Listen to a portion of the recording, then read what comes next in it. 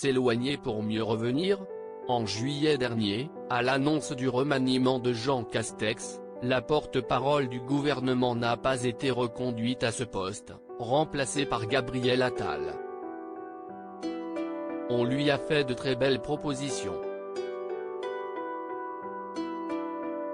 Elle a réfléchi et cheminé tout le week-end, mais elle ne se voyait pas prendre un poste pour prendre un poste, avait alors fait savoir son entourage. Elle a passé cette année formidable au service de la République. Si est un choix personnel, elle a envie de se tourner vers sa famille.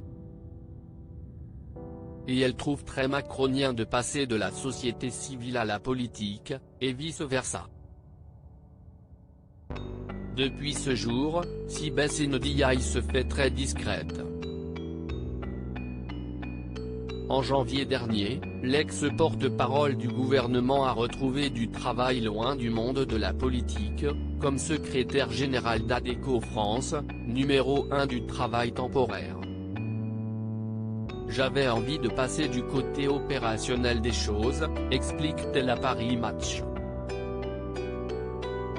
L'action publique a un côté frustrant, tu participes à la définition de politique dans de nombreux domaines, tu suis les débats, le vote, mais après, tu n'as plus du tout la main sur la manière dont c'est appliqué sur le terrain.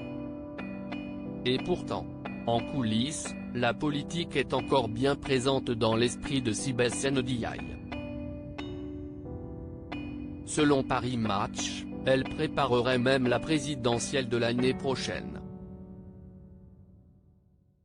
La politique, qui participe toutes les semaines au bureau exécutif de La République En Marche, reste un maillon important du parti présidentiel. Sibeth Ndiaye pilote ainsi le pôle idée. On veut permettre aux gens de s'engager dans une cause, le bien-être animal, l'environnement. Et réunir ensuite ces groupes au sein de grandes coalitions, détaille-t-elle auprès de Paris Match. Sibeth Ndiaye, persuadée que le parti sera un pilier important dans la campagne d'Emmanuel Macron. Certaine que le parti sera un pilier important dans la campagne d'Emmanuel Macron, Sibeth Ndiaye est ravie de son rôle en coulisses et veut retrouver le bouillonnement militant de la première fois pour faire réélire le président de la République. Pour elle, ce n'est donc pas une retraite politique complète. Mais si elle se sent bien mieux dans le privé et dans l'ombre. Car depuis son départ des hautes sphères du pouvoir, Sibeth Ndiaye a fait de sa discrétion une sorte de credo. Son travail de porte-parole était extrêmement contraint. Chaque virgule était pesée. Elle est aujourd'hui plus à l'aise dans ses baskets, estimait le député Roland Lescure dans les colonnes de l'Opinion. Pas question pour elle d'abandonner ses nouvelles fonctions pour faire machine arrière. Sibeth Ndiaye n'est là que pour aider la majorité.